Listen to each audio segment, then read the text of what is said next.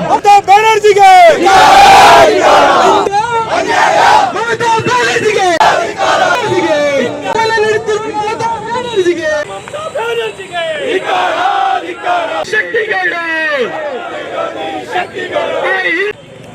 ಕೇಂದ್ರ ಸರ್ಕಾರ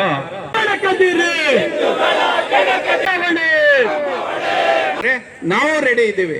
ನಮ್ಮಕ್ಕಾಗಿ ವಿಶ್ವ ಹಿಂದೂ ಪರಿಷತ್ತು ಬಜರಂಗ ದಳ ಎಂಬ ಒಂದು ಸಂಘಟನೆಯನ್ನು ಹುಟ್ಟಾಕೊಂಡು ಭದ್ರವಾಗಿ ಇಟ್ಕೊಂಡಿದೆ. ಯಾವುದೇ ಕಾರಣಕ್ಕೆ ಈ ಮುಸಲ್ಮಾನರ ದಬ್ಬಾಳಿಕೆ ವೆಸ್ಟ್ ಬೆಂಗಾಲ್ನಲ್ಲಿ ನಡೆಯಲಿಕ್ಕೆ ಬಿಡಲ್ಲ. ನಾವು ವಿಶ್ವ ಹಿಂದೂ ಪರಿಷತ್ತು ಈಗಾಗಲೇ 4-5 ಜಿಲ್ಲೆಗಳಿಂದ ರಾಜ್ಯಗಳಿಂದ ಬಜರಂಗ ದಳದ ಕಾರ್ಯಕರ್ತರನ್ನು ವೆಸ್ಟ್ ಬೆಂಗಾಲಿಗೂ ಸಹ ಕಳಿಸ್ಕೊಟ್ಟಿದೆ.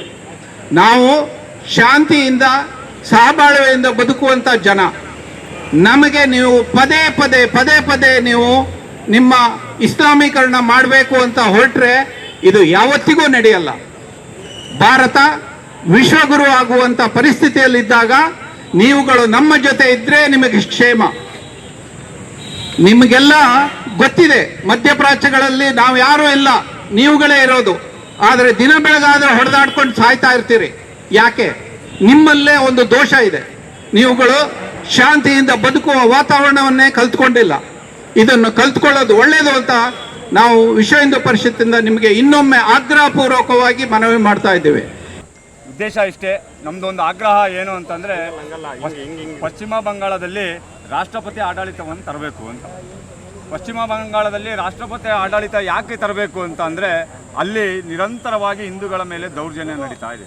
ಆಮೇಲೆ ಅಲ್ಲಿ ರಾಷ್ಟ್ರೀಯ ಭದ್ರತೆಗೆ ಯಾವುದೇ ಕಾರಣಕ್ಕೂ ಸಹಕಾರ ಇಲ್ಲ. ಯೋಧರ ಮೇಲೇನು, ಪೊಲೀಸರ ಮೇಲೇನು, ಎಲ್ಲರ ಮೇಲೇನು ದೌರ್ಜನ್ಯ ನಡೀತಾ ಇದೆ. ಮತ್ತು ಅಕ್ರಮವಾಗಿ ಬಾಂಗ್ಲಾದೇಶದ ವಲಸಿಗರು, ಅಂದರೆ ಏನು ರೋಹಿಂಗ್ಯಾ ಮುಸಲ್ಮಾನರಿದ್ದಾರೆ, ಅಕ್ರಮ ಬಾಂಗ್ಲಾದೇಶಿಗಳು ಯಾರ್ಯಾರಿದ್ದಾರೆ ಅವರೆಲ್ಲ ಒಳಗಡೆಗೆ ಬರ್ತಾರೆ.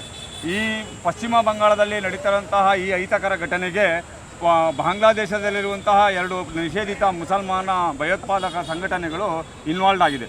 ಇವರೆಲ್ಲ ಸಂಘಟನೆಗಳಿಗೆ ಮತ್ತು ಅಲ್ಲಿ ಬರುವಂತಹ ಎಲ್ಲ ಭಯೋತ್ಪಾದಕರಿಗೆ ಕುಮ್ಮಕ್ಕನ್ನು ಪಶ್ಚಿಮ ಬಂಗಾಳದ ರಾಜ್ಯ ಸರ್ಕಾರ ಕೊಡ್ತಾ ಇದೆ.